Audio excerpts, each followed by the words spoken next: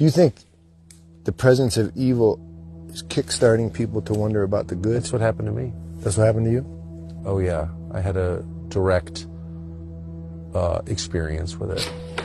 In the milieu of journalism, or just... Nope, in my bed at night, and I got attacked while I was asleep with my wife and 4 dogs in the bed and mauled. Physically mauled. In a spiritual attack by a demon? Yeah, by a demon. Or by something unseen that left... Is that right? Claw marks on my sides, on my... So it left physical marks? Oh, they're still there. Yeah, yeah. A year and a half ago. Was your wife terrified? I know you were. I wasn't. I was totally confused. I woke up and I couldn't breathe, and I thought I was going to suffocate, and I walked around outside, and then I walked in, and my wife and dogs had not woken up, and they're very light sleepers. And then I had these terrible pains on my rib cage and on my shoulder, and I was just in my boxer shorts, and I went and flipped on the light in the bathroom, and I had 4 claw marks on either side underneath my arms and on my left shoulder, and they're bleeding. Wait, they were bleeding? They're bleeding, yeah. No actual claw marks. And I sleep on my side, so I wasn't clawing myself. I don't have long nails. And they didn't fit my hands anyway. But yeah, that happened.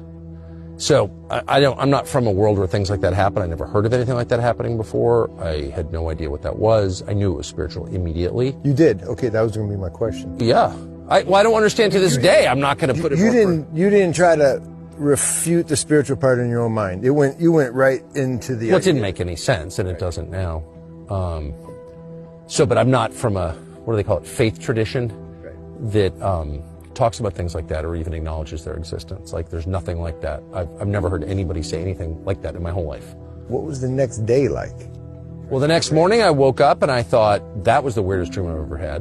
And then I saw blood on my sheets, and I realized that was not a dream at all. I called my assistant, who was like the only evangelical Christian I know, well enough to call with something bizarre like that, totally bizarre like that. And she said, oh yeah, no, that happens. Yeah, people are attacked in their bed by demons. What?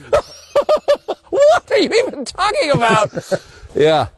So, I mean, I'm not leaving anything out, and I'm not pretending to understand that. I can only say what happened to me, and that did happen to me, and then I was seized with this very intense desire to read the Bible, which I then started without any study aids or anything. I bought a Bible that didn't have any. I'm not interested in editorializing in the Bible. I just want to read it and see what's in there myself.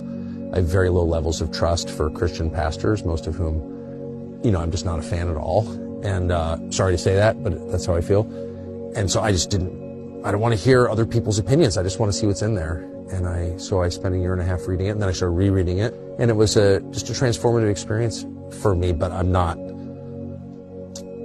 holding myself out as someone from whom you could get theological advice, because I'm sure, not. Of course. I mean, I don't know. I don't understand any of it. But yeah, that happened. God allowed the demon? I have no idea what happened. All I know is I was dead asleep with my wife and dogs, and I woke up with claw marks on my rib cage underneath my arms. And it didn't even make sense. My arms would... Anyway, whatever. No one has to believe me. I don't care. It doesn't matter. But that happened to me. And so I just was like, wow, that's real. Whatever that is, I'm not sure what it is. It's very real. And so then that presence of that evil yeah. launches something.